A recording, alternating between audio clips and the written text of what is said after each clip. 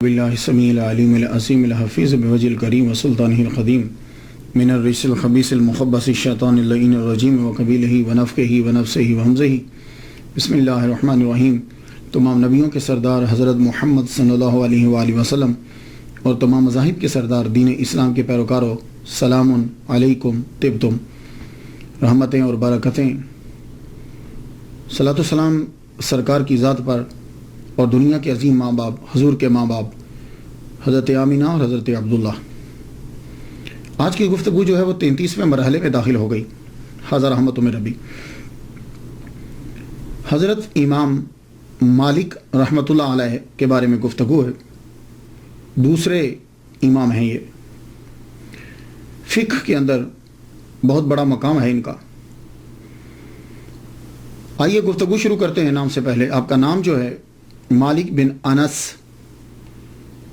نون کے اوپر زبر پڑھیں گے، بن مالک بن ابی عامر بن عمر بن حارث بن غیمان بن خثیل سا ہے، مدنی یمنی اصبحی۔ آپ کے والد گرامی کا نام جو ہے وہ انس ہے۔ یہ معذور تھے پاؤں سے، لیکن اللہ تعالیٰ نے ان کو مہارت دی تھی کہ یہ تیر بنا لیتے تھے لوہے سے۔ وہ جو تیر کام آتے تھے جنگ میں آتے وہ تیر بنایا کرتے تو اس سے ہی گزر بسر جو ہے وہ آپ کی ہوتی تھی۔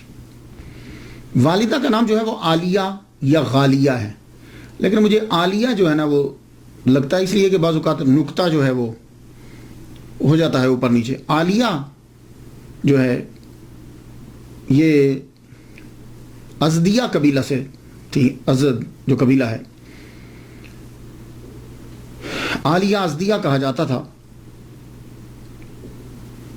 ولادت جو ہے امام مالک رحمۃ اللہ علیہ کی تذکرۃ الحفاظ میں ہے کہ آپ 93 ہجری میں پیدا ہوئے مدینہ المنورہ کے اندر، اور آپ کا وصال بھی جو ہے وہ مدینہ المنورہ میں ہی ہوا 180 ہجری کے اندر۔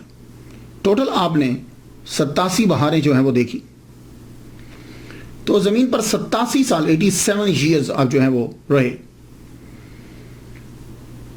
کسی نے خوب کہا ہے، فخر الائمۃ مالک نعم الامام السالک مولدہ نجم ہدا وفاتہ فاز مالک۔ کہتے ہیں کہ نجم 93 اس سے ان کی تاریخ پیدائش، اور فاز مالک 180 اس سے ان کی تاریخ وصال جو ہے وہ نکالی گئی۔ آپ کے نام کے ساتھ مدنی جو ہے، حضرت عمر رضی اللہ تعالیٰ عنہ کے بعد اگر کوئی مدنی ہے نا، سچا مدنی، تو امام مالک ہے۔ حقیقی طور پر آپ مدنی ہیں، مدینے کی ہر چیز سے آپ کو محبت۔ حضرت عمر رضی اللہ تعالیٰ عنہ سے تو بڑی محبت کرتے تھے۔ کیوں؟ حضرت عمر رضی اللہ تعالیٰ عنہ کی یہ آرزو تھی کہ میں مروں تو مدینے میں مروں، یہ آپ کی آرزو تھی۔ یہ بھی حضرت عمر رضی اللہ تعالیٰ عنہ سے بڑا پیار کرتے تھے، انہی کی طرح مونچھیں رکھی ہوئی تھی، اور انہی کے فتاوا پر، ان کے بیٹے کے فتاوا پر جو ہے وہ فتویٰ دیتے تھے، انہی کی فقہ کو زیادہ تر ترجیح دیتے تھے، انہی کی جگہ پر بیٹھتے تھے۔ تو اگر آپ مدنی کسی کو کہیں گے، صحیح طور پر مدنی اگر ہے کوئی، تو امام مالک رحمۃ اللہ علیہ۔ آپ کے اساتذہ زیادہ تر مدنی، آپ نے مدینہ کے استادوں سے، اساتذہ سے زیادہ تر جو ہے وہ سیکھا۔ آپ نے رہائش اختیار کی تو مدینہ میں، حالانکہ بارہا آپ کو خلفاء نے بلایا کہ بغداد آ جاؤ، اس جگہ پہ آ جاؤ جہاں جاتے، لیکن آپ نے مدینہ نہیں چھوڑا، تو رہائش اختیار کی مدینہ میں۔ آپ کو مدینہ سے اتنا پیار تھا کہ نئی درسگاہ نہیں کھولی۔ ہوتا ہے نا آدمی مشہور جب ہوتا ہے تو کہیں جا کر اور درسگاہ کھولتا ہے۔ آپ کو مدینہ سے اتنا پیار تھا کہ آپ نے مسجد نبوی کے اندر ہی سرکار کے روضہ اطہر کے سامنے ہی جو ہے وہ درسگاہ بنا لی، وہیں آپ بیٹھ کر پڑھایا کرتے تھے۔ مدینہ سے اتنا پیار تھا، کوئی مسئلہ آپ کو قرآن یا حدیث سے نہیں ملتا تو مدنی فقہا کے مسئلے کو ترجیح دیتے۔ اور مدینہ سے اتنا پیار تھا کہ چونکہ زندگی میں ایک حج فرض ہے صاحب استطاعت کے لیے، تو بس ایک حج ہی کیا، اس کے بعد دوبارہ حج کرنے نہیں گئے کہ کہیں رستے میں میرا وصال نہ ہو جائے، میں چاہتا ہوں کہ میں مروں تو مدینہ کے اندر مروں۔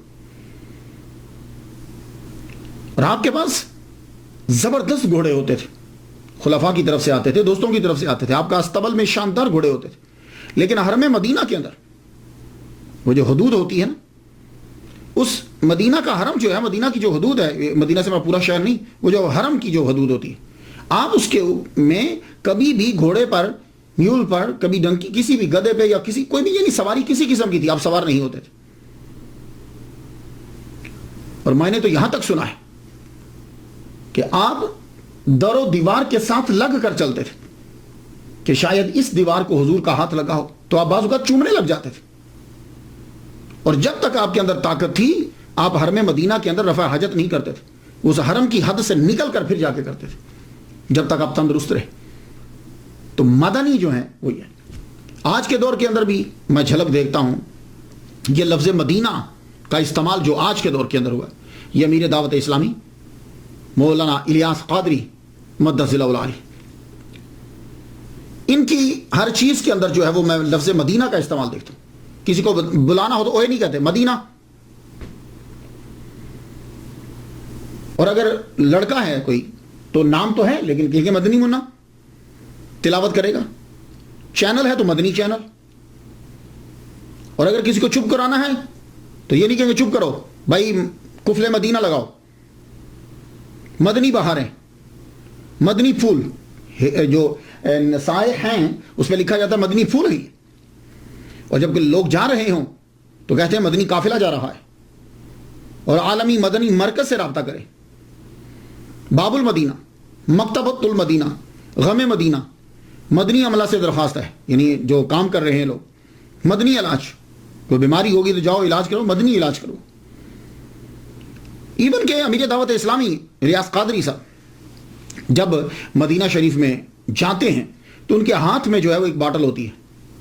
وہ کیا کرتے ہیں کہ جو ہی حرم شروع ہوتا ہے تو اس باٹل سے وہ اپنے پاؤں دھو لیتے ہیں، جوتا اتار دیتے ہیں، ننگے پاؤں جو ہیں وہ وہاں پھرتے رہتے. تو مجھے تو ایک صاحب نے بتایا تھا کہ جب یہ مدینہ کی جو خاک ہوتی ہے نا، جو حضور صلی اللہ علیہ وآلہ وسلم کی جو بڑی متبرک ہے، اسے پکڑ کر یوں آنکھوں کے اوپر جو ہے وہ لگاتے رہتے. ایون کہ اگر آپ ریاض قادری صاحب مدث اللہ علیہ امیر دعوت اسلامی، ان کے جو سگنیچر ہیں، دستخط جو ہیں، آپ دستخط دیکھیں گے تو اس کے اندر بھی مدینہ لکھا ہوا ہوتا ہے.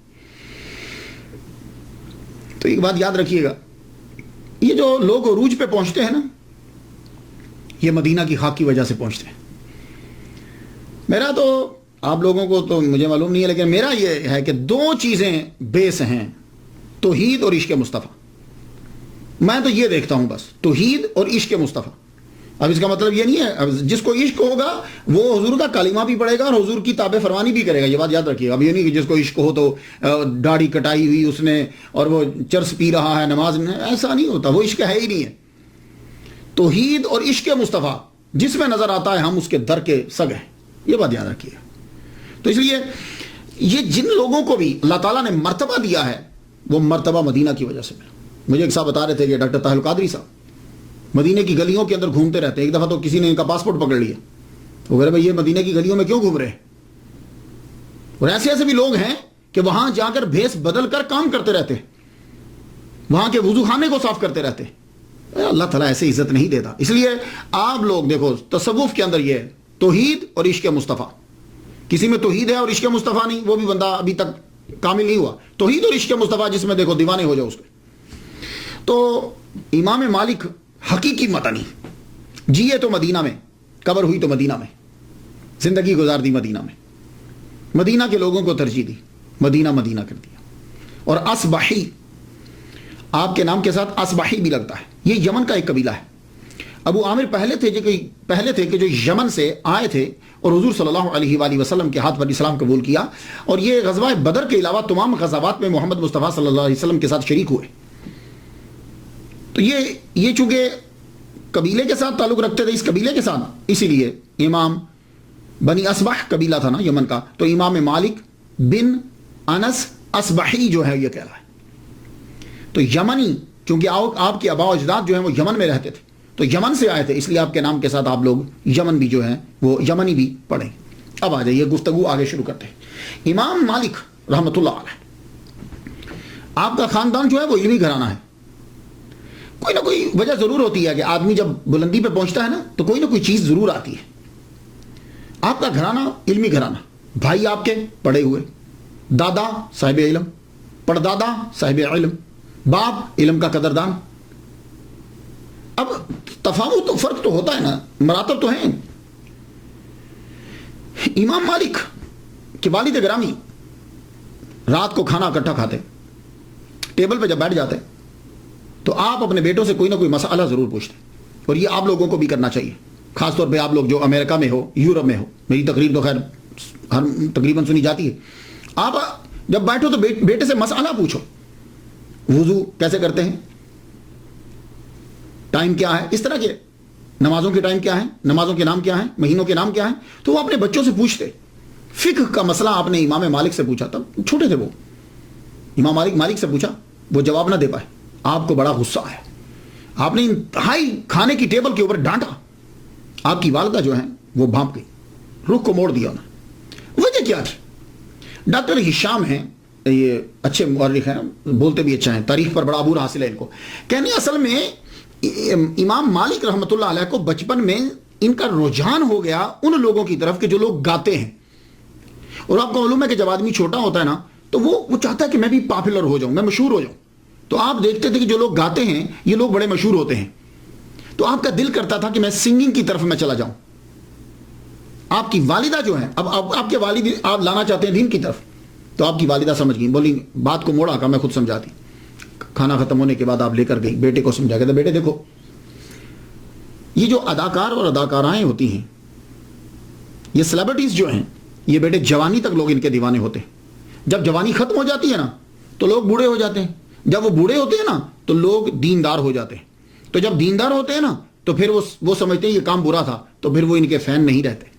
تو ان اداکاروں کا اور اداکاراؤں کا بڑھاپا انتہائی برا ہوتا ہے, اللہ معافی دے, کوئی آدمی ان کو پھر پوچھتا نہیں ہے. تو بیٹے وہ چیز سیکھو کہ تمہارے مرنے کے بعد بھی تمہارا نام زندہ رہے. بیٹے کے ذہن میں یہ بیٹھ گئے. تو مائیں جو ہوتی ہیں نا یہ بڑی زبردست کمال کی ٹیچر ہوتی ہیں. تو آپ کے ذہن میں بیٹھ کیا لگے, ماں میں پڑھوں گا. تو والدہ ماجدہ عالیہ ازدیہ نے کیا کیا, آپ نے بیٹے کو غسل کروایا, کہا چل بیٹے نہاؤ, نہا کے آئے, خوبصورت لباس پہنوایا. بھائی وہ اتنے غریب نہیں تھے, مہنگا لباس پہنایا اپنے بیٹے کو, اور سر کے اوپر پگڑی رکھی. یہ جیسے آپ نے دیکھا نا مدنی منع دیکھے آپ نے, سر کے اوپر پگڑی ہوتی, تو پرانے زمانے میں پگڑی رکھتے تھے, پگڑی رکھی, لیکن کافی چھوٹا پگڑی بڑی رکھی, کہنا چل بیٹا چل. تو امام مالک کی والدہ محترمہ آپ کو لے کر سیدھا مسجد نبوی چلی گئی, مسجد نبوی میں چلی گئی. مسجد نبوی اس وقت دنیا کی بڑی یونیورسٹیز جیسی ایک یونیورسٹی تھی. Can you believe 70 classes Masjid Nabawi میں لگتی تھی, 70 کلاسز. ابھی بھی میں گیا ہوں تو میں نے دیکھا کہ وہاں بھی آپ بھی اگر کوئی جائے نا عشاء کے قریب, مغرب کے بعد, تو آپ کو وہاں ایک آدمی یہاں پڑھا رہا ہے, ایک آدمی یہاں پڑھا رہا ہے, ایک آدمی یہاں پڑھا. آج بھی کلاسز لگتی ہیں. اس دور میں 70 کلاسز لگتی تھیں. آپ خود سوچئے 70 کلاسز لگی ہوئی ہیں اور مختلف سبجیکٹس جو ہیں وہ پڑھائے جا رہے ہیں. آپ اپنے بیٹے کو لیا, لیتے ہوئے سیدھا گئیں ربیعۃ الرعی رحمۃ اللہ علیہ کے پاس. ان کے پاس جا کے بٹھا دیا اور کہا یہ میرے بیٹے کو آپ پڑھائیے. تو اپنے بیٹے سے کیا کہا, اب یہ جملہ سننے والا دیکھیے, یہ جو اتنی ریسرچ کرتا ہوں اور آپ کی طرف لاتا ہوں, اس میں آپ لوگوں کے لیے 1 2 3 باتیں ضرور ہوتی ہیں اور وہ آپ نے کیچ کرنا ہوتی ہیں. اب کیا کہا اپنے بیٹے سے والدہ ماجدہ نے, سن لیجئے, اور آپ بھی یہی کہا کریں بچوں کو. کہا بیٹے ان کا علم سیکھنے سے پہلے ان سے ادب سیکھو.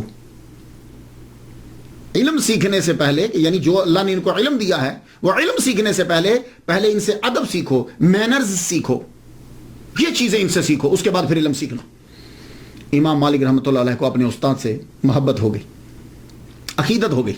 ان کی ذرا نظر کمزور تھی, تو آپ ان کو گھر لے کر جاتے, اور جب کلاسز ہوتی تو گھر سے لے کر بھی آتے. اب بینیفٹ یہ ہوا کہ ایک تو عقیدت بڑھ گئی, استاد خاص طور پر ان کو سکھانے لگ گئے, اور کلاسز میں جو سبق ہوتا اسے ایکسٹرا جو ہے امام مالک پڑھتے, اتنا شوق پیدا ہو گیا. اور پھر بعض اوقات امام مالک اپنے استاد کی توجہ حاصل کرنے کے لیے یہ بھی ٹرک کرتے, گھر سے اتنی کھجوریں لے آتے, کھجوریں لا کے باقی اسٹوڈنٹس کو بانٹ دیتے, وہ کھجوروں میں لگ جاتے, آپ استاد سے سبق لیتے رہتے. یہ ایک چیز تھی کہ آپ چاہتے تھے کہ میرے زیادہ سے زیادہ توجہ استاد کی میری جانب ہو جائے. اللہ اکبر جل شان. 7 سال تک آپ نے حضرت ربیعۃ الرائی رحمۃ اللہ علیہ سے علم سیکھا. 7 سال تک. بہت لمبا عرصہ ہوتا ہے. 7 سال بہت لمبا عرصہ. آج کل تو 7 سال میں بندہ علامہ بن جاتا ہے. 7 سال بہت عرصہ ہوتا ہے. تب بھی ایک ہی استاد کے پاس. ایک دفعہ آپ کی سسٹر نے ابا سے کہہ دیا ابا بہت ٹائم لگا رہے ہیں مالک. کہا بیٹے نہیں, وہ حدیث سیکھ رہا ہے, نبی صلی اللہ علیہ وآلہ وسلم کا فرمان سیکھ رہا, اسے سیکھنے دو. 7 سال ان سے سیکھا. ان کے بعد امام مالک کے دوسرے استاد حضرت عبداللہ بن ہرمز رحمۃ اللہ علیہ. میں یہاں ایک بات عرض کرتا جاؤں. یہ عبداللہ بن ہرمز کون ہے؟ میرے سامعین جو ہیں وہ ریسرچ کریں گے تو خیر ہر چیز حاصل کر سکتے ہیں, لیکن عام طور پر یہ کون ہے؟ یہ غلام ہیں. کن کے غلام ہیں؟ حضرت ابو ہریرہ رضی اللہ تعالیٰ عنہ کے غلام ہیں یہ. اب یہاں ایک نقطہ عرض کر جاؤں, کیونکہ کچھ ٹاپکس ایسے ہوتے ہیں پتہ نہیں کب بناؤں گا کب بولوں گا, لیکن ایک ایک بات آپ کو دیتا جاؤں. آج کل یہ مشہور کیا جاتا ہے کہ اسلام جو ہے یہ غلامی کو عروج دیتا ہے, اور ہم لوگوں نے غلامی کو ختم کیا ہے. صرف لفظی غلامی کو ختم کیا ہے, مانوی تو جاری ہے. مانوی تو آج بھی غلامی جاری ہے. تو صحابہ کرام کیا کرتے تھے؟ وہ غلام لیتے تھے, اڈاپٹ کرتے تھے بچوں کو, یا اپنے غلام کے بچے کو اڈاپٹ کر لیتے تھے یا غلام اڈاپٹ کر لیتے تھے, پھر اس کو وہ سارا علم سکھاتے تھے. اسی لیے جا کر دیکھ لیجئے کہ آپ بڑے بڑے مفسرین, محدثین, مفکرین کے اندر آپ کو غلام زادے نظر آئیں گے. اب یہی حضرت عبداللہ ابن ہرمز رحمۃ اللہ علیہ, حضرت ابو ہریرہ رضی اللہ تعالیٰ عنہ نے ان کو اڈاپٹ کیا اور ان کو پوری حدیث سکھائی. اب آپ خود سوچئے کہ ان کے پاس کتنی حدیث ہوں گی. تو ہمارے ہاں یہ چیز نہیں ہے. بڑے بڑے مفکر. اور بھی ایک یہاں اور سن لیجیے. اب غلام کا درجہ اس دور میں غلام کی کیا کیٹیگری ہوتی ہے؟ یعنی آپ کے معاشرے میں جو کمین ہے نا, کم تر درجے کا, اس کے برابر غلاموں کا درجہ ہوتا تھا. اب آپ اندازہ کر لیجیے. لیکن وہ لوگ یہ سمجھتے تھے کہ اس شخص کے پاس علم ہے, یہ خوبی رکھتا ہے, وہ اس کی عزت کرتے تھے. خود اب امام مالک دیکھ لیجیے نا کہ عبداللہ بن ہرمز 8 سال ان سے سیکھا اور یہ غلام ہے. یہاں سے آپ کو غلاموں کا مقام معلوم ہو جائے گا. نافع کون ہے؟ جو سب سے زبردست چین ہے, یہ عظیم محدث اور سکالر, یہ حضرت عبداللہ بن عمر کے غلام ہے. اور اکرمہ کون ہے؟ عظیم مفسر اور سکالر, حضرت اکرمہ. یہ کون ہے؟ کہتے ہیں یہ عبداللہ بن عباس کے غلام.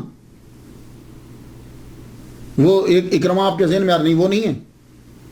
محمد بن سیری عظیم سکالر, یہ غلام تھے صحابی مصطفیٰ انس بن مالک.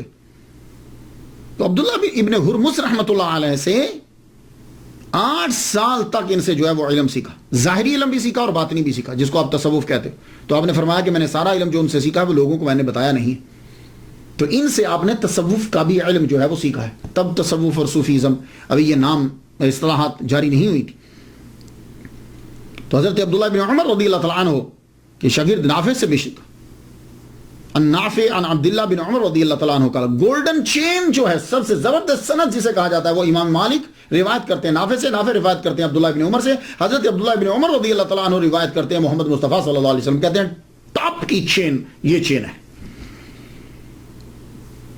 اور آپ کے جتنے اساتذہ ہیں وہ زیادہ تر تابعین ہیں, اور وہ تمام کے تمام جو ہیں وہ رہائشی ہیں مدینہ کے. اس لیے کہا جاتا ہے کہ آپ نے تقریباً 300 تابعین سے جو علم جو ہے وہ سیکھا, 300 تابعین سے. اب علم سیکھنے کے لیے پیسے درکار ہوتے ہیں. ہم لوگ تو یہ سمجھتے ہیں کہ لوگوں نے علم ایسے ہی سیکھ لیا. نہیں, اس وقت پیسے چاہیے ہوتے تھے. لاکھ دینار لگا دیا علم حدیث سیکھنے کے اوپر, تو فیس دینا پڑتی تھی. تو ایک دفعہ ضرورت پڑ گئی آپ کو, دوران علم کتابوں کی ضرورت پڑ گئی. تو آپ نے کیا کیا؟ آپ نے چھت کے اندر لکڑیاں تب لگتی تھی, تو وہ لکڑی بڑی قیمتی تھی. آپ نے چھت کو توڑا اور وہ لکڑی جو ہے وہ نکال کے بیچ کے اسے جا کے کتابیں لے کر آئے. اللہ اکبر جل شانہ. تو آپ کے جو اساتذہ ہیں ان میں سے عبداللہ بن دینار, ان سے سیکھا. محمد ابن منکدر سے سیکھا. ابن شہاب زہری سے سیکھا. یہ ابن شہاب جو ہیں اللہ اکبر جل شانہ, یہ بھی ان کے استاد ہیں. زبردست فقہ کا تو ان کے پاس ایک ذخیرہ تھا. اور جو بھی شاگرد ان کے پاس سیکھنے کے لیے آتے, اور امام مالک رحمۃ اللہ علیہ جب جاتے تو یہ کہتے تھے نوٹ بک لے کر آیا کرو, سلیٹس لے کر آیا کرو. تو آپ لے کر جاتے, اس کے اوپر بھی لکھتے. کہتے لکھنا بہتر ہوتا ہے, لکھ لیا کرو. لیکن یہ نہیں ہے کہ اب تم صرف لکھنے پر ہی کرو, ایجاد بھی کرو. اس لیے جب امام مالک ان سے پڑھتے ابن شہاب سے، تو جب وہ لکھ چکتے تو اس کے بعد کہتے آپ زبانی سناؤ، تو پھر آپ ان سے زبانی سنا کرتے تھے۔ اللہ تعالیٰ نے امام مالک رحمۃ اللہ علیہ کو اتنا حافظہ عطا فرمایا تھا، 1,00,000 احادیث مبارکہ جو ہے وہ آپ کو لاکھوں حدیثیں یاد تھی، لاکھوں حدیثیں جو آپ نے یاد کی۔ 17 سال کی عمر تک آپ نے لاکھوں حدیثیں جو ہیں وہ یاد کری۔ آپ کے اساتذہ میں سے ایک استاد جو ہے وہ حضرت امام جعفر صادق رحمۃ اللہ علیہ بھی ہے، آپ نے ان سے بھی علم سیکھا۔ اور آپ کی شورا آفاق جو کتاب ہے موطا امام مالک کے اندر 9 احادیث مبارکہ جو ہیں وہ آپ نے امام جعفر صادق سے لی ہوئی۔ علامہ جلال الدین السیوطی رحمۃ اللہ علیہ آپ کہتے ہیں کہ 95 اساتذہ جو ہیں شیوخ جو پڑھے تھے وہ آپ نے گنوا دیے جن سے آپ نے پڑھا۔ اور امام زرقانی رحمۃ اللہ علیہ نے یہ کہا کہ ٹوٹل آپ کے 900 اساتذہ تھے، 900، جن میں سے 300 صرف تابعین ہیں۔ اللہ اکبر جل شان۔ 21 سال کی عمر تک آپ نے جو سیکھنا تھا آپ نے سیکھ لیا۔ 21 سال کی عمر میں آپ فارغ ہوئے، فارغ ہونے کے بعد اب آپ مسجد نبوی کے اندر جو ہے وہ آپ پڑھانے لگے۔ تو آپ کیا سمجھتے ہیں کہ کوئی بھی آدمی آتا تھا تو مسجد نبوی میں پڑھانے لگ جاتا تھا؟ نہیں، 70 کلاسز ہیں تو کم از کم 70 استاد تو ہوں گے اندر بھائی، ہر کلاس کا ایک استاد، تو 70 تو ہوں گی کلاسیں۔ تو کیا امام مالک اٹھے اور جا کر پڑھانے لگ گئے اور مشہور ہو گئے؟ نہیں، آپ فرماتے ہیں کہ جب میں فارغ ہو کر جب میں نے تحصیل علم کر لیا تو 70 جید محدثین نے پہلے میرا امتحان لیا تو ابو مصعب کہتے ہیں، یہ شاگرد ہیں کہتے ہیں کہ خود استاد نے مجھے فرمایا، کہنے لگے 70 جید محدثین نے میرا امتحان لیا، اور جب انہوں نے سمجھا کہ میں فتویٰ دینے کے قابل ہو گیا ہوں تو مجھے اجازت دے دی۔ پھر اس کے بعد جو ہے وہ آپ نے شروع کیا پڑھانا مسجد نبوی کے اندر محمد مصطفیٰ صلی اللہ علیہ وآلہ وسلم کی۔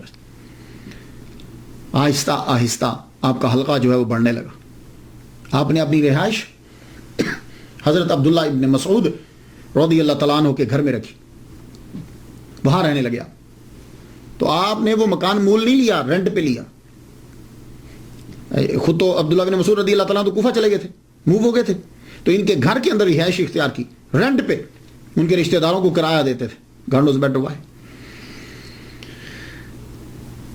مسجد نبوی کے اندر آپ نے اپنی جگہ وہ بنائی کہ جہاں حضرت عمر رضی اللہ تعالیٰ عنہ بیٹھ کر پڑھایا کرتے تھے، اور حضرت عمر رضی اللہ تعالیٰ عنہ نے اس جگہ کو اختیار کیا تھا، وہاں محمد مصطفیٰ صلی اللہ علیہ وسلم بیٹھ کر پڑھایا کرتے تھے۔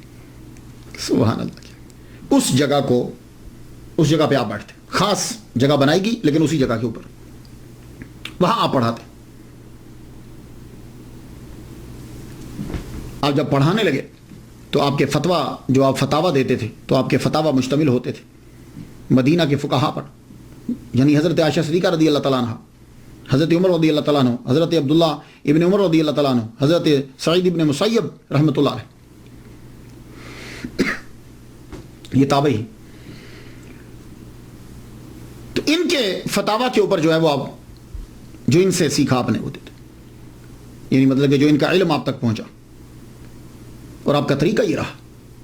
جمعہ کے دن، جس کو جمعہ بولتے ہیں، یہ جمعہ لفظ ہے قرآن مجید میں، جمعہ کے دن آپ اپنے جتنے طلباء آپ کے ہوتے آپ ان کو خاص طور پر کھانا پکاتے ان کے لیے، اور عام لوگوں کو بھی دعوت ہوتی، جو آ جاتا کھا لیتا۔ یہ جمعہ کے دن آپ کا طریقہ تھا۔ اور آپ کی جو کلاسز تھی اس کے اندر 2 طرح کے شاگرد ہوتے تھے، ایک تو مستقل طلباء اور ایک سالانہ طلباء۔ مستقل طلباء جو ہیں آپ کے مشہور طلباء میں سے امام محمد بن حسن شیبانی حنفی، جو امام اعظم رحمہ اللہ کے شاگرد ہیں، وہ ان کے بھی شاگرد ہیں، 3 سال انہوں نے ان سے پڑھا ہے۔ لیکن امام محمد بن حسن شیبانی رحمۃ اللہ علیہ، حنفی رحمۃ اللہ علیہ کا احسان ہے مالکی مذہب کے اوپر۔ آپ جانتے ہیں وہ کیوں؟ وہ کس طرح کہ امام مالک رحمۃ اللہ علیہ کے دوسرے شاگرد جنہوں نے امام مالک کی فقہ کو افریقہ، سسلی آئلینڈ یہاں جو ہے وہ پھیلایا ہے، بہت مشہور شاگرد ہیں، اسعد ابن الفراد، ان کو پڑھایا ہے۔ استنباط و استخراج کا طریقہ جو ہے، اصول فقہ جو ہیں، وہ امام محمد بن حسن شیبانی رحمۃ اللہ علیہ نے پڑھا ہے۔ یہ اسد ابن الفرات جو ہیں، یہ سسلی کے آئلینڈ جو ہیں، آئلینڈ سسلی جو ہے وہاں کے رہنے والے تھے، اور یہ فوج کے چیف بھی رہے، اور جہاد کرتے ہوئے جو ہیں وہ شہید ہو گئے۔ یہ جب پڑھنے کے لیے آئے تو امام مالک رحمۃ اللہ نے جب دیکھا کہ ان کے اندر یہ چیز ہے کہ یہ چاہتے ہیں کہ مجھے جو ہے وہ مسائل نکالنے کا طریقہ ہے، تو آپ نے فرمایا کہ تو اگر یہ چیز پڑھنا چاہتا ہے تو تجھے وہاں کوفہ جانا پڑے گا۔ تو امام محمد بن حسن شیبانی رحمۃ اللہ علیہ جو ہیں ان کے پاس بھیجا، اور یہ خود بھی شاگرد ہیں امام مالک۔ اور آپ کے ایک اور مشہور شاگرد ہیں یحییٰ ابن یحییٰ بن کثیر بن واسلاس ابن شملل بن منقایہ۔ یہ میں طلباء کے لیے بولتا ہوں، جن لوگوں نے لکھنا یا بولنا ہوتا ہے ان کے لیے میں بول دیتا ہوں، عام لوگوں کے لیے تو اتنا ہی کافی ہے۔ یحییٰ بن کثیر بن واسلاس ابن شملل بن منقایہ بربری، یہ 20 سال کی عمر میں امام مالک سے ملنے کے لیے آئے۔ موطا انہوں نے پہلے سے یاد کر لی ہوئی تھی، 14 مرتبہ آ کر انہوں نے موطا جو ہے یہ امام مالک رحمۃ اللہ علیہ کے سامنے سنائی ہے انہیں، اور انہی کی موطا جو ہے وہ بہت مشہور ہے۔ یا ویسے تو اس کے بہت سے نسخے کیے گئے ہیں، لیکن ان کی موطا لکھی ہوئی جو ہے وہ بہت مشہور ہے، ان کی جو کاپی۔ انہوں نے 82 سال جو ہے وہ عمر پائی، اور طرز زندگی بالکل حضرت امام مالک جیسا تھا، انہی کی طرح رہن سہن، کپڑے بالکل انہی کی طرح، طرز زندگی انہی کی طرح تھی۔ اور آپ کی جو ہے وہ دربار تک رسائی تھی، اندلس کے اندر ارد گرد میں کوئی جج نہیں لگ سکتا تھا آپ کی پرمیشن کے بغیر، تو آپ قاضی القضات سمجھ لیجیے، تو آپ جج کی اپوائنٹمنٹ آپ کیا کرتے تھے۔ اور دوسرے شاگرد عیسیٰ ابن دینار ہیں، انہوں نے دیار مغرب میں مالکی مذہب کی ترویج کی ہے۔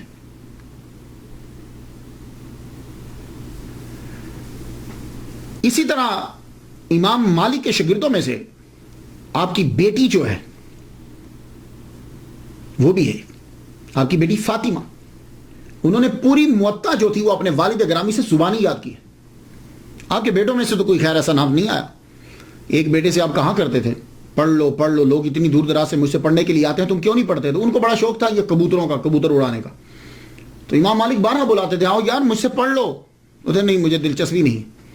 لیکن آپ کی بیٹی جو ہیں انہوں نے پڑھا، موطا یاد کی، اور بعد میں لوگ جو ہیں، خاص طور پر عورتیں جو ہیں، وہ جب حدیث یاد کرتی تھی ان سے تصحیح کرواتی تھی، یا کسی اور کو بھی شک ہوتا تھا تو وہ آ کے پوچھتا تھا۔ یہ تو تھے وہ طلباء کے جو مستقل پڑھتے تھے، آئے اور رہے، 7 سال رہے، 3 سال رہے، 4 سال رہے۔ کچھ طلباء ہوتے تھے کہ جو امام مالک کے پاس پڑھنے کے لیے سالانہ آتے تھے۔ سالانہ مطلب کیا ہے؟ موسم حج میں وہ دور دراز سے حج کرنے کے لیے آتے، حج کرنے کے بعد مدینہ ضرور حاضری دیتے۔ مدینہ جب آتے تو امام مالک کی کلاسز ہوتی، ان کے اندر بڑے بڑے فقہا بیٹھتے تھے۔ امام مالک کو اللہ تعالیٰ نے بڑا عروج دیا۔ آپ اس سے اندازہ لگائیے کہ آپ کے حلقہ کے اندر، آپ کے درس کے اندر امام اعظم رحمۃ اللہ علیہ بھی تشریف لائے۔ اس واقعے کو علامہ عبد الرحمن صفوری شافعی رحمۃ اللہ علیہ نے لکھا ہے نزہۃ المجالس کے اندر، اور ویسے بہت بڑے محدث جو ہیں علامہ عبد المصطفیٰ اعظمی رحمۃ اللہ علیہ، انہوں نے بھی اپنی کتاب روحانی حکایات کے اندر اسے لکھا ہے کہ امام اعظم رحمۃ اللہ علیہ جو ہے وہ ان کی محفل میں بیٹھ گئے، تو ان کو واقفیت نہیں تھی، ملاقات نہیں تھی، بیٹھے تو آپ کی نظر پڑی کہ نو کمر پہ ہے کہ نیا آدمی، پوچھنے لگے آپ کہاں سے ہیں؟ کہا عراق سے ہوں۔ کہا اچھا آپ شہر نفاق سے ہیں؟ وہ بس کوئی موج تھی، کہنے لگے اچھا وہی عراق جو شہر نفاق ہے؟ تو امام اعظم ابو حنیفہ نعمان بن ثابت رحمۃ اللہ علیہ فرما لگے اجازت ہے ایک آیت پڑھ دوں؟ کہا ہاں ہاں ضرور پڑھیے۔ تو امام اعظم جو ہیں وہ آیت پڑھنے لگے، سورہ توبہ کی آیت نمبر 101، وَمِمَّنْ حَوْلَكُم مِّنَ الْأَعْرَابِ مُنَافِقُونَ وَمِنْ أَهْلِ الْعِرَاقِ مَرَضُوا عَلَى النِّفَاقِ، اور تمہارے گرد و نواح کے دیہاتی گنواروں میں بعض منافق ہیں اور بعض بشندگان عراق۔ اصل میں یہاں عراق نہیں ہے، یہاں مدینہ ہے، لیکن آپ نے مدینہ پڑھا نہیں، ادب کا تقاضا، آپ نے اس نہیں پڑھا۔ اور یہ لوگ نفاق پر اڑے ہوئے ہیں، مرض والا نفاق۔ امام مالک حافظ تھے، ایک دم سے اچھل پڑا، کہنے لگے کیا کر رہے ہیں آپ؟ آیت تو صحیح پڑھیے۔ آپ نے فرمایا اچھا تو پھر آپ پڑھ دیجئے، صحیح کیسے؟ تو انہوں نے پڑھی وَمِمَّنْ حَوْلَكُم مِّنَ الْأَعْرَابِ مُنَافِقُونَ وَمِنْ أَهْلِ الْمَدِينَةِ مَرَضُوا عَلَى النِّفَاقِ۔ تو یہ اب جب یہ پڑھا تو اب ان کا چہرہ دیکھنے لگے، تو امام مالک بھی سمجھ گئے، کہنے لگے اب آپ ہی بتائیے کہ شہر نفاق والے کون ہیں؟ ہوئے امام مالک چونک پڑے۔ پھر انہیں بتایا گیا جناب یہ ابو حنیفہ ہیں، فقیہ عراق ہے، اب ان کی دوستی ہوئی، پھر بعد میں آپ ان کے فتاوی منگوایا کرتے تھے، بلکہ ڈیوٹی لگائی ہوئی تھی کہ جو ان کی طرف سے فتاوی جاری ہوں وہ یہاں بھیجا کریں۔ تو یہ میں آپ کو مثال دے رہا ہوں کہ سالانہ طلباء بھی ایسے جو وہ قافلہ آیا، کچھ عرصہ رکا، ان سے علم حاصل کیا، اس کے بعد چلا گیا۔ امام مالک رحمۃ اللہ علیہ کی طرز زندگی، وہ بادشاہی میں فقیری کی ہے آپ نے۔ ماشاءاللہ اللہ تعالیٰ نے آپ کو بڑا لمبا قد دیا تھا، نیلی آنکھیں دیں آپ کی، حالانکہ عرب میں نیلی آنکھیں نہیں ہوتی، نیلی آنکھیں دیں آپ کی، بڑا خوبصورت چہرہ تھا، مہنگے ترین کپڑے، آپ جو بہترین ڈیزائنر تھے، یمن کے، ایجپٹ کے اور خراساں کے بہترین ڈیزائنر آپ کے کپڑا جو ہے وہ بیچتے تھے، وہاں سے کپڑا بن کر آتا تھا اور آپ پہنتے تھے۔ زیادہ تر کوشش ہوتی تھی کہ کپڑے کا کلر جو ہے وہ وائٹ ہو، آپ وائٹ کپڑا جو ہے پہنتے، خوشبو لگاتے، زبردست خوشبو لگاتے۔ اس کے بعد آپ نے ایک انگوٹھی رکھی، پہنتے تھے آپ چاندی کی، اور اس کے اوپر کالے رنگ کا جو ہے وہ نگ تھا، اور اس نگ کے اوپر لکھا ہوا تھا حسبنا اللہ و نعم الوکیل، یہ لکھا۔ اور آپ کی مونچھیں جو ہیں وہ بڑی تھی، حضرت عمر رضی اللہ تعالیٰ عنہ کی بھی مونچھیں بڑی تھی، یہاں سے آپ رکھ کے کاٹ دیتے تھے، منڈواتے نہیں تھے مونچھیں۔ آپ پوچھا گیا امام مالک سے کہ آپ مونچھیں کیوں نہیں منڈواتے؟ کہنے لگے یہ مونچھیں مونڈ دینا مسئلہ بنانے کے مترادف۔ تو حضرت عمر رضی اللہ تعالیٰ عنہ بھی جب کبھی کوئی مشکل مسئلہ آتا تو آپ یوں مونچھ کو پکڑ کے تاؤ دیتے تھے، اسے تاؤ دینا کہتے ہیں، یوں کرنا۔ تو سیم حضرت امام مالک بھی کرتے تھے، جب کبھی کسی مسئلے کو سوچ رہے ہوتے تو یوں آپ مونچھ کو پکڑ کے آپ بھی تاؤ دیا کرتے تھے۔ تو یہاں سے بڑی تھی، یہاں رکھ کے نا مثلا تو یوں کاٹ دیا کرتے تھے۔ اللہ اکبر جل شان۔ اور آپ جس گھر میں رہتے تھے اس گھر کے دروازے پہ آپ نے لکھا تھا، اور یہ اگر آپ کو بھی موقع ملے تو ضرور لکھیے گا۔ یہ سورہ کہف کی آیت نمبر جو ہے وہ 39 ہے، اس کا ایک حصہ ہے یہ۔ تو آپ نے جس گھر میں رہتے تھے، حضرت عبداللہ بن مسعود کا تھا نا، تو وہاں باہر لکھوایا ہوا تھا وَلَوْلَا إِذْ دَخَلْتَ جَنَّتَكَ قُلْتَ مَا شَاءَ اللَّهُ۔ تو یہ باقی تو چھوڑ دیا ہے، لیکن اکثر ہم ماشاء اللہ جو ہے وہ گھروں کے دروازے پہ ضرور لکھواتے، تو آپ بھی ماشاء اللہ جو ہے وہ ضرور لکھوایا کریں۔ اور جب تو اپنے باغ میں داخل ہوا تو نے کیوں نہیں کہا ماشاء اللہ لا قوت الا باللہ؟ اور جب نماز پڑھنے کے لیے امام مالک رحمہ اللہ جاتے مسجد میں تو ایک رومال لے کر جاتے ساتھ، نرم سا نا رومال، نرم سا ہاتھ میں جو تھا رومال لے کر جاتے۔ کسی نے پوچھا حضور نماز پڑھنے جاتے ہیں تو یہ رومال کیوں لے کر جاتے ہیں؟ فرمانے لگے اس رومال کو رکھ کے سجدہ کرتا ہوں اوپر۔ پوچھا کیوں؟ تو زمین پہ کرے نا۔ کہنے لگے پھر وہ یہاں محراب بن جاتا ہے، تو میں نہیں چاہتا کہ لوگ یہ میرا کالا نشان دے کے کہیں گے وہ دیکھو بہت بڑا زاہد آ رہا ہے، تو میں یہ رومال نیچے رکھتا ہوں تاکہ اوپر ماتھا رکھوں تو وہ نشان نہ بنے۔ اللہ اکبر۔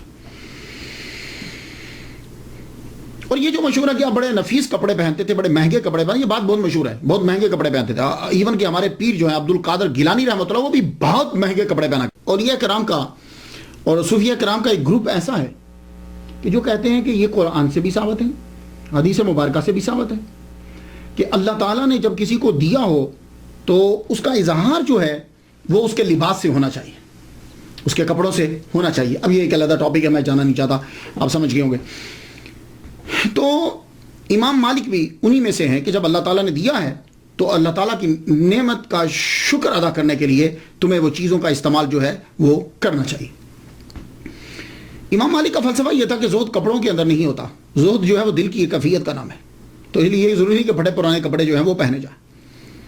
دوسری وجہ یہ ہے کہ امام مالک محمد مصطفیٰ صلی اللہ علیہ وآلہ وسلم کی حدیث مبارکہ کا بڑا احترام کرتے تھے، بہت احترام کرتے تھے۔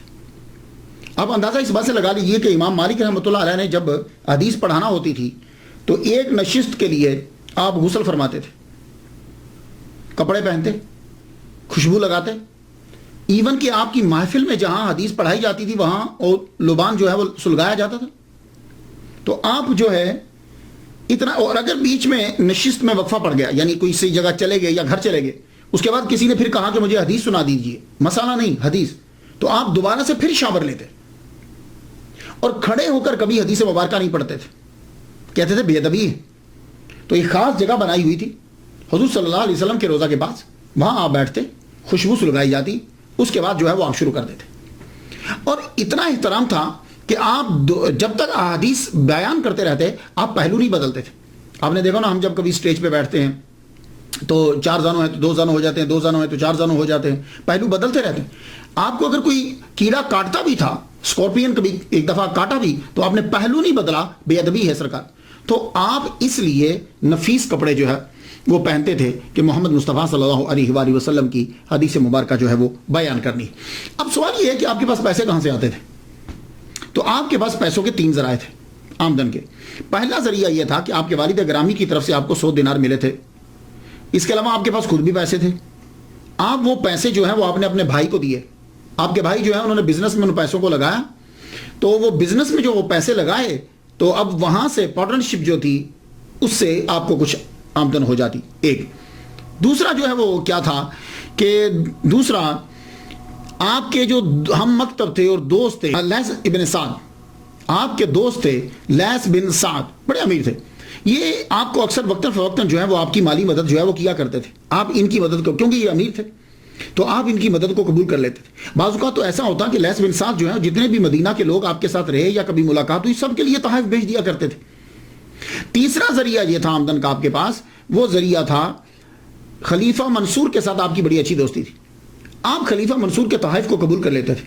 امام اعظم اور امام احمد بن حنبل اور امام مالک، یہ ان میں جو ہے یہ 2 گروپ ہیں کہ امام اعظم اور امام احمد بن حنبل نہ خلیفہ کا تحفہ قبول کرتے تھے نہ عوام کا.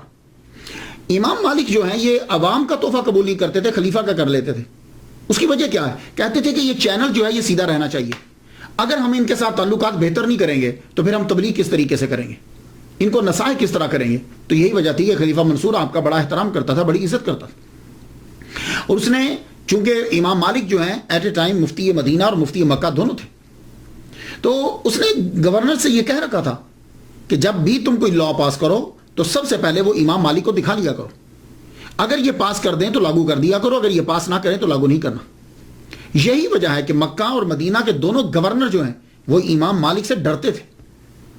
ان کی جرأت نہیں ہوتی تھی کہ وہ ان کے دروازے پہ چلے جائے.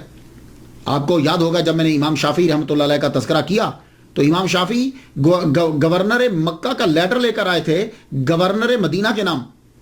تو گورنر مدینہ سے یہ کہا کہ آپ چلیے امام مالک سے میری سفارش کر دیجئے.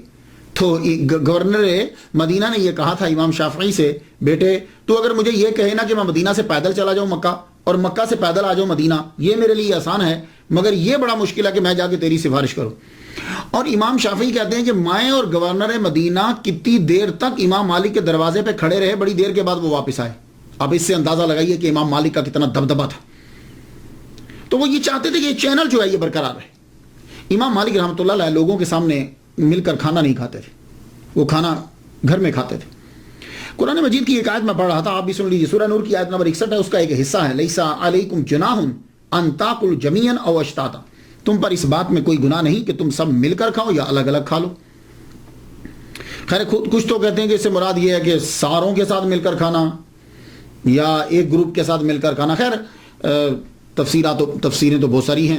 میں یہ کرنا چاہوں گا کہ کچھ علماء کے لیے جو ہے نا وہ ہو جاتا ہے ایسا کہ وہ اب جب کھاتے ہیں تو لوگ معلوم ہے کیا سمجھتے ہیں، پھر لوگ اس کو بجائے اس کے کہ اس کی عاجزی سے اچھا فائدہ اٹھائیں وہ اس کی عاجزی سے برا فائدہ اٹھانے لگ جاتے ہیں. بعض اوقات ایسا ہوتا ہے.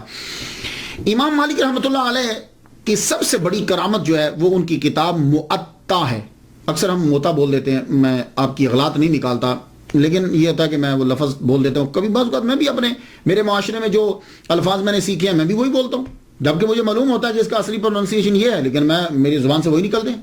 تو موطا جو ہے یہ اس میں مفعول کا صیغہ ہے، تو موطا امام مالک ہم بول دیتے ہیں، لیکن موطا بولیں جب کبھی آپ تقریر کر رہے ہوں. خلیفہ منصور عباسی نے کہا ایک دن، یہ کہا کہ آپ کو اتنی احادیث مبارکہ یاد ہیں تو آپ وہ تمام احادیث کو جمع کر کے کتاب تالیف کیوں نہیں کر دیتے؟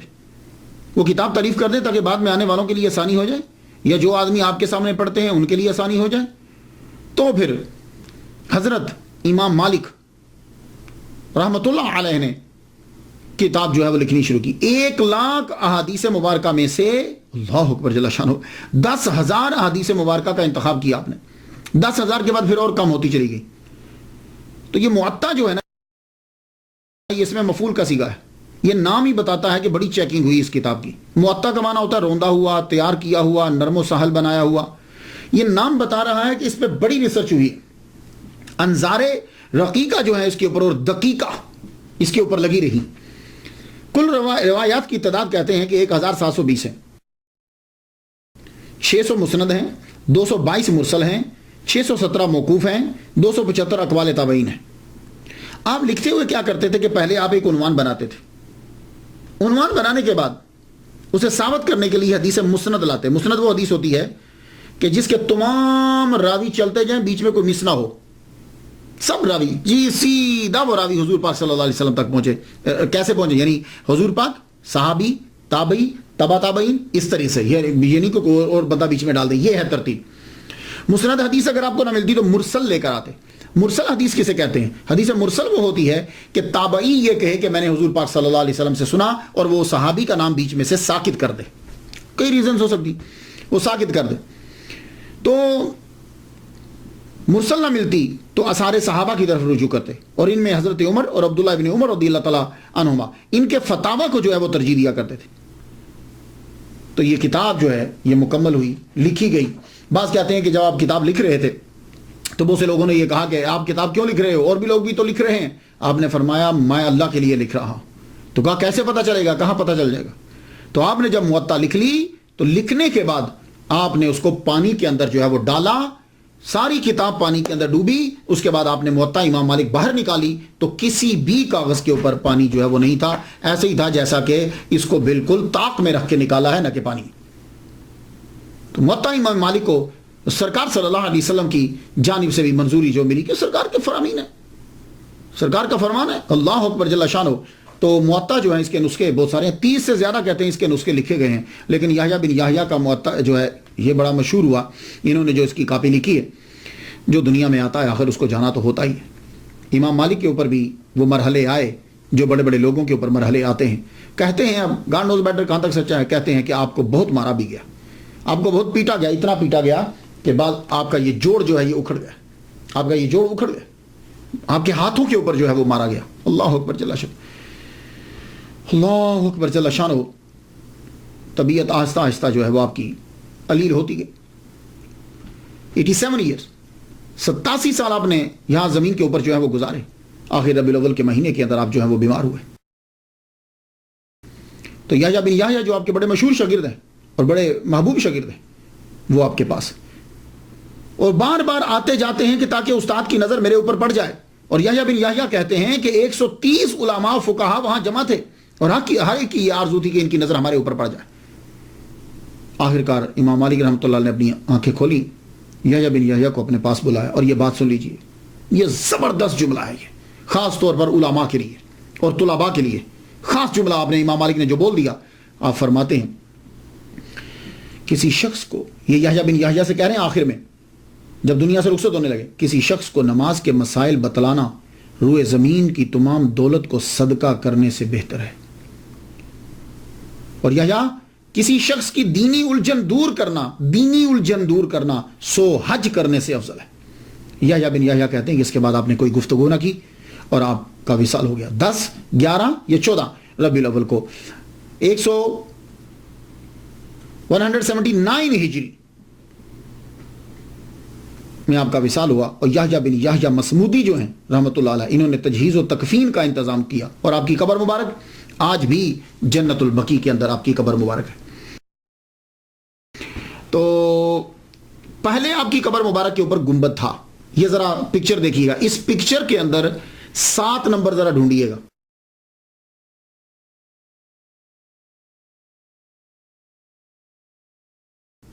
سات نمبر ڈھونڈیے گا، وہ 7 نمبر جو ہے وہ گنبد بنا ہوا ہے امام مالک کی قبر میں۔